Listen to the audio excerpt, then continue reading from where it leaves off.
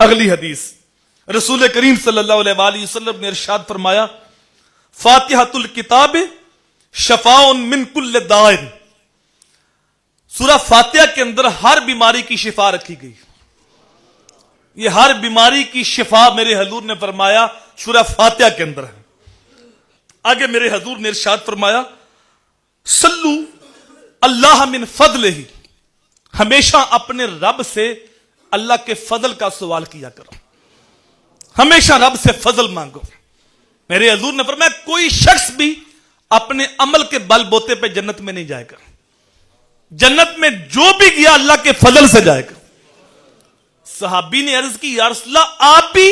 میرے حضور نے فرمایا ہاں میں بھی، لیکن فرمایا مجھے اللہ نے اپنی رحمت سے ڈھانپ لیا ہے، جنت کے اندر میں بھی جاؤں گا تو اللہ کے فضل سے جاؤں گا. تو کوئی شخص بھی اپنے عمل کے بل بوتے پہ جنت میں نہیں جائے گا، اللہ کے فضل سے جائے گا. تو ہمیشہ اللہ سے اس کا فضل مانگنا چاہیے. آگے میرے حضور نے فرمایا، لا یحل للمؤمن ان یحجر اخاہ فوق ثلاث لیال، مسلمان کے لیے حلال نہیں ہے کہ وہ اپنے مسلمان بھائی کے ساتھ 3 دن سے زیادہ ناراض رہے. اگر کوئی نوبت آ گئی ناراضگی کی تو 3 دن تک، اس کے بعد صلح کا دروازہ ڈھونڈے.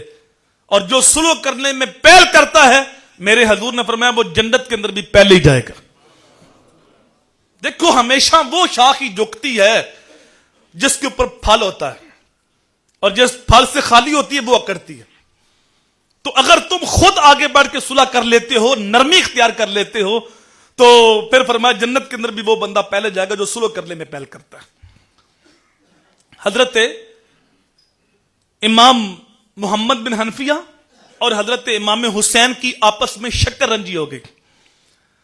تو امام محمد بن حنفیہ نے سوچا کہ حسین میرے بڑے بھائی ہیں، میں جا کے معذرت کر لیتا ہوں، بھائی کو منا لیتا ہوں. جب گھر سے نکلے تو حضور کی حدیث یاد آ گئی، جو صلح کرنے میں پہل کرتا ہے کل جنت کے اندر بھی وہی پہلے جائے گا. قدم رک گئے کہ حسین میرا بڑا بھائی ہے، صلح کرنے میں پہل کر رہا ہوں، کل کیسے گوارا ہوگا میرا بڑا بھائی بعد جنت میں جائے میں پہلے جاؤں. واپس پلٹے رکا، لکھا بھائی حسین میں تو آپ کو منانے کے لیے آ رہا تھا. حضور کا فرمان یاد آیا ہے، جو صلح کرنے میں پہل کرتا ہے کل جنت کے اندر بھی وہی پہلے جائے گا. لہذا میں یہ گوارا نہیں کر سکتا میرا بڑا بھائی بعد جنت میں جائے میں پہلے جاؤں. لہذا میں ناراض بیٹھا ہوں، آپ آئیں مجھے منائیں تاکہ جنت میں بھی آپ ہی پہلے جائیں. اللہ اکبر.